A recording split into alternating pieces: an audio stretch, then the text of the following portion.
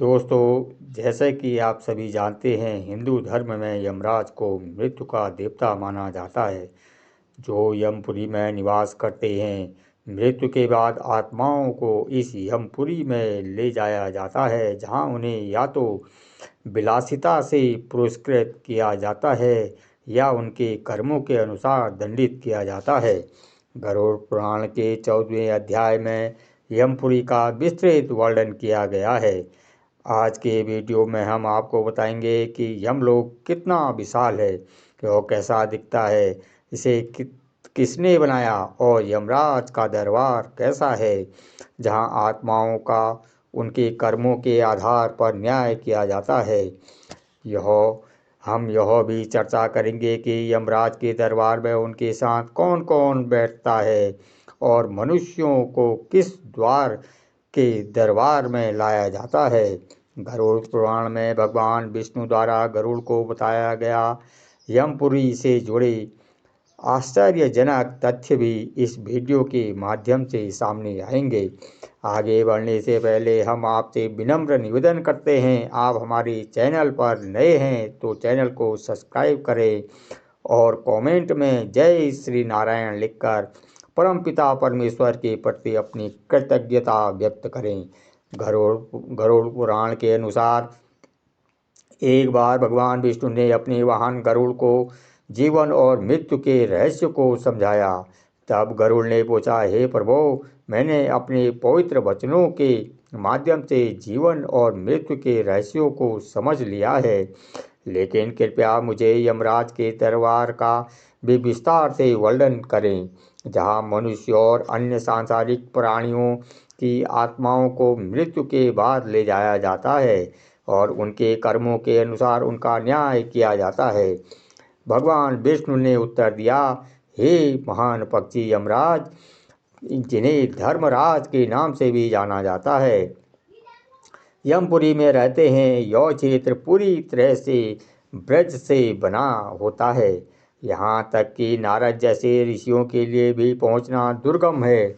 यमराज का महान महल दिव्य वस्तुकार विश्वकर्मा द्वारा बनाया गया था। धर्मराज का निवास अभेद है, यहाँ तक कि राक्षस या देवता भी उनकी अनुमति के बिना प्रवेश नहीं कर सकते हैं। इस किलेबंद क्षेत्र में यमराज दरबार लगाते हैं और आने वाली आत्माओं को उनके कर्मों के आधार पर न्याय देते हैं। उनका महल चौकोसो आकार का है, जिसमें 4 दिशाओं में चारों द्वार हैं और यही ऊंची दीवारों से घिरा हुआ है। भगवान विश्वकर्मा द्वारा निर्मित यह महल 1000 योजन से भी अधिक क्षेत्र में फैला हुआ है। यह बिजली या सूर्य की तरह चमकता है। धर्मराज का महल सोने की तरह चमकता है, 500 योजन ऊंचा है और 1000 खंभों पर टिका हुआ है। यह विभिन्न कीमती पत्थरों से सुसज्जित है।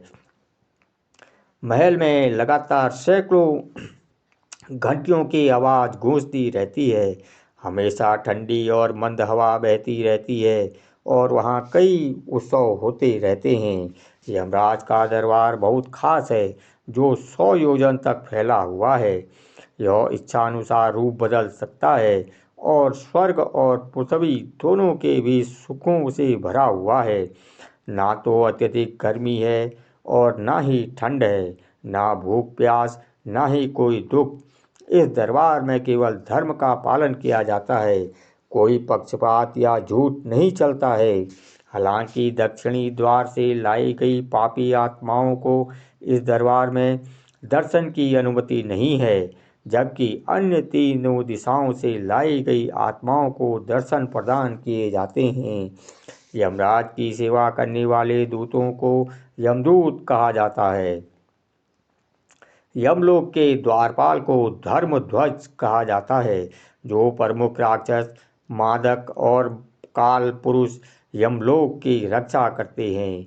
आत्माओं के यमलोक में प्रवेश करने के लिए 4 द्वार हैं और उन्हें उनके कर्मों के अनुसार उपयुक्त द्वार पर भेजा जाता है। जो लोग सत्यवादी हैं और जिन्होंने माता पिता और गुरुओं का सम्मान किया है, वे पूर्वी द्वार पर प्रवेश करते हैं। साधु संत उत्तरी द्वार से प्रवेश करते हैं। जो लोग दान पुण्य करते हैं उन्हें पश्चिमी द्वार से ले जाया जाता है, पापियों को दक्षिणी द्वार से लाया जाता है।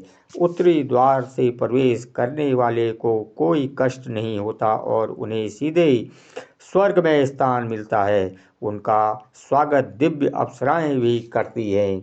यमलोक के मध्य में यमराज के सहायक चित्रगुप्त का निवास है, जो 25 योजन तक फैला हुआ है। लोहे की बाड़ से बने इस भवन में सैकड़ों गलियां हैं और इन्हें अनेक झाड़ियां और द्वीपों में से सजाया गया है। इनके मध्य में एक दिव्य सिंहासन है, जहां चित्रगुप्त बैठकर प्राणियों की आयु की गणना करते हैं और उनके सभी अच्छे बुरे कर्मों का लेखा जोखा रखते हैं। चित्रगुप्त के अलावा चंद्रवंश और सूर्यवंश के कई राजा यमराज के दरबार में सलाहकार के रूप में बैठते हैं। उनकी सलाह के आधार पर यमराज प्रत्येक आत्मा के लिए उचित दंड या पुरस्कार तय करते हैं। जब कोई आत्मा यमलोक पहुंचती है तो पृथ्वी की तरह ही यहाँ भी एक पूरी सभा आयोजित की जाती है। इस दरबार में कोई भेदभाव नहीं होता है। दरबार में पहुंचने पर चित्रगुप्त मृतक के सभी कर्मों को पढ़ते हैं और पूरे दरबार से परामर्श करने के बाद यमराज आत्मा को सजा या पुरस्कार निर्धारित करते हैं। यदि किसी आत्मा ने पाप से अधिक पुण्य कमाया है तो यमराज स्वयं उसे स्वर्ग के द्वार तक ले जाते हैं। लेकिन मित्रों, मृत्यु के बाद मृत्यु लोक से यमराज तक का मार्ग भी परीक्षणों से भरा हुआ होता है। यह मार्ग अग्निमय और खतरनाक है। जब पापी आत्माएं इस मार्ग पर चलती हैं तो उनके पैर जल जाते हैं और छाले पड़ जाते हैं, जिससे उन्हें बहुत पीड़ा होती है। लेकिन पुण्य आत्माओं के लिए यह मार्ग शीतल और सुखद है। रास्ते में कोई छाया नहीं है, ना ही पापियों को पानी दिखाया जाता है। भले ही पानी मौजूद हो, लेकिन धन्य आत्माओं को यात्रा में अपने जीवन में दान की गई हर चीज़ का इंतजार करती हुई पाती हैं। यही कारण है कि हिंदू धर्म में दान और धार्मिक जीवन पर जोर देते हैं, क्योंकि मृत्यु के बाद व्यक्ति अपने साथ केवल अपने कर्म, अपने अच्छे या बुरे कर्म ले जाते हैं। संक्षेप में यमलोक के 4 द्वार हैं, जो चारों दिशाओं में हैं। पापियों को दक्षिणी द्वार से यमराज और चित्रगुप्त के पास न्याय के लिए लाया जाता है और फिर उनके कर्मों के आधार पर उन्हें विभिन्न नरकों में भेजा जाता है। दोस्तों, हमें उम्मीद है कि अब आप समझ गए होंगे कि यमराज का दरबार कैसा दिखता है।